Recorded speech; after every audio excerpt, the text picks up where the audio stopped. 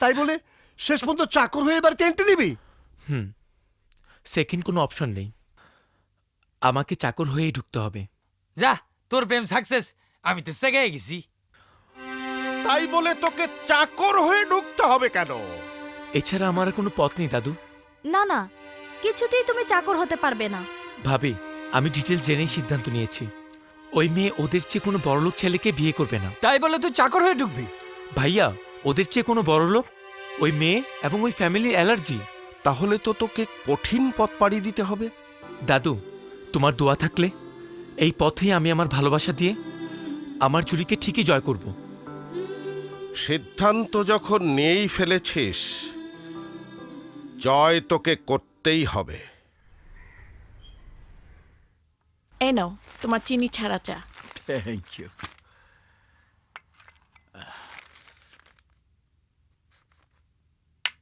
তোমার নামটা যেন কি বললে? আবুল। খারাপ লাগলে অন্য নামে ডাইকেন। চুরি করার অভ্যাস নাই তো? চুরি করার কথা বলতেছেন? সেই ছোটবেলায় বইতে পড়ছিলাম, চুরি করা মহাপাপ। সেই থেকে চুরি করা না, যে চুরি করে হেরেও ঘৃণা করি।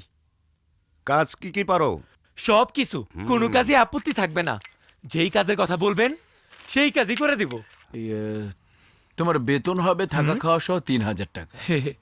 একা মানুষ, আমার কাছে ৩,০০০ টাকাই অনেক। শুধু বলেন আমার কাজে রাখবেন। ১ মাস তুমি পরীক্ষামূলক থাকবে। যদি আমরা ১ মাসের মধ্যে বুঝতে পারি তুমি কথা ও কাজে ঠিক, তাহলে তোমার চাকরি পার্মানেন্ট। জি, আমি রাজি। মামা, আমি কলেজে যাচ্ছি। বেশি দেরি করবি না মা। তুই দেরি করলে তোর মামারা টেনশনে এক থাকে। কাজ করো, মামাদেরকে বেশি বেশি ভালোবাসতে নিষেধ করে দাও। হ্যাঁ,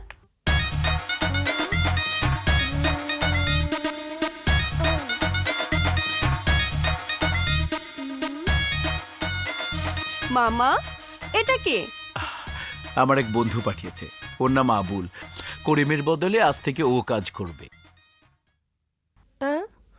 এত সুন্দর চেহারা নিয়ে ও কি কাজ করবে? আমার তো মনে হচ্ছে সারাদিনও চেহারা নিয়েই ব্যস্ত থাকবে। ম্যাম সাহেব, এই ছাড়ো ছাড়ো। ম্যাম সাহেব, চেহারা তো আল্লাহর দান।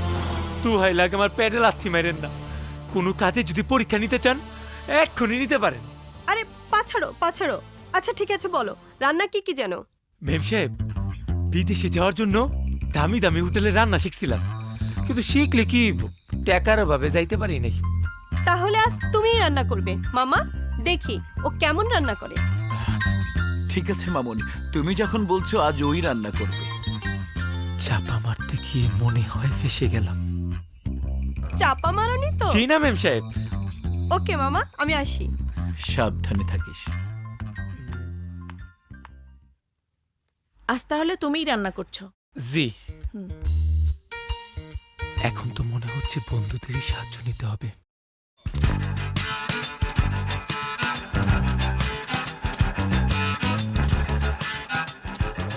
আরে মোবাইলটা গেল কোথায়?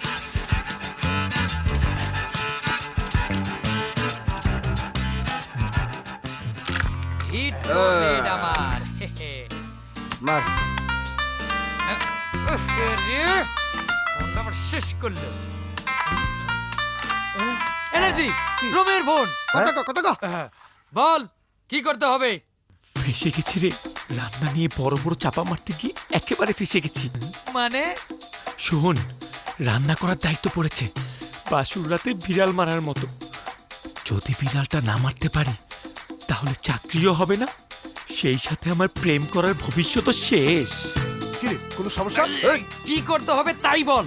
ভাবির কাছে যা, আমি ফোন করে দিচ্ছি। টাকা নিয়ে ভালো হোটেল থেকে ৫-৬ জনের খাবার চলিদের বাড়ির পিছন দিক দিয়ে দিয়ে যাবি, আর বাকি সব আমি ব্যবস্থা করছি। ওকে? আচ্ছা ওকে। কি হয়েছে? কি আর হবে, রান্না করার দায়িত্ব পড়েছে আমাদের রোমিওর উপরে। জীবনে যে পাক ঘরে ঢুকে নাই ও করবে রান্না। অরে কয় ডাল দিয়ে মুরগি কেটে দিতে। ধর বেটা, ডাল দে মুরগি না, ভালো হোটেল থেকে খাবার নিয়ে যেতে কইছে। চল। হ্যাঁ, শোন, আমি কিন্তু যাইতে পারবো না। শালা চিকুনের বাচ্চা ভাইকে গেছে গা।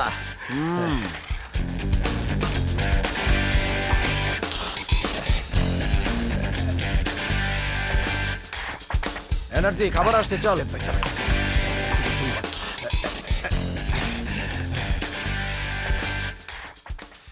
তাড়াতাড়ি তাড়াতাড়ি দে আরে কেউ চলে আসবে তো।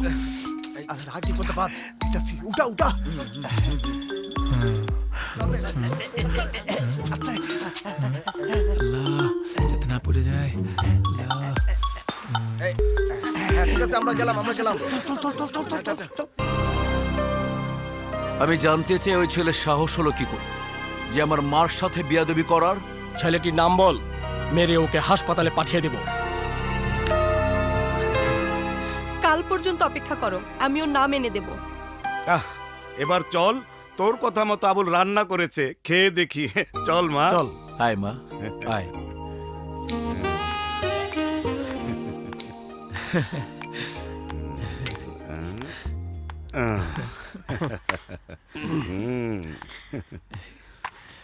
আল্লাহ রক্ষা করো। এটা নাও। জি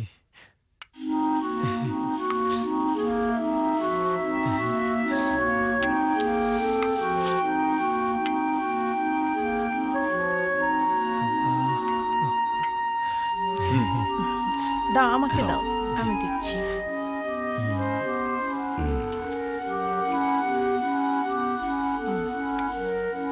বিসমিল্লাহ।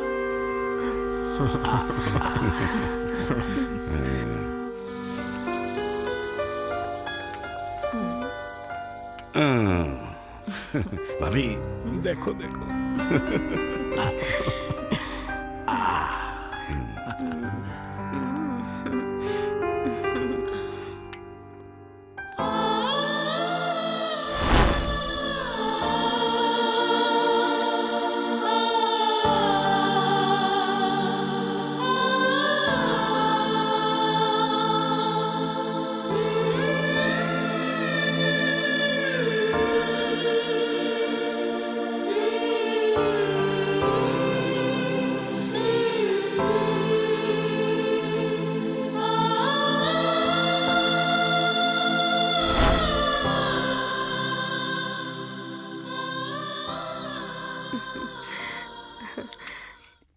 দারুণ দারুণ রান্না করেছো আবুল। জি ম্যাম সাহেব।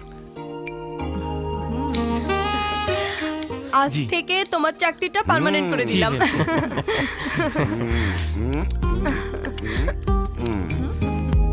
মামুনি, তুমি নিজের হাতে এই 500 টাকা আবুলকে বকশিস দিয়ে দাও। কেন? কেন আবার? তুই কলেজ থেকে মন খারাপ করে বাসায় ফিরলি, আবুলের রান্না খেয়ে তোর মন ভালো হয়ে গেল। এই নাও মামা, আমি কিন্তু শাস্তিটা দেখতে চাই। অবশ্যই।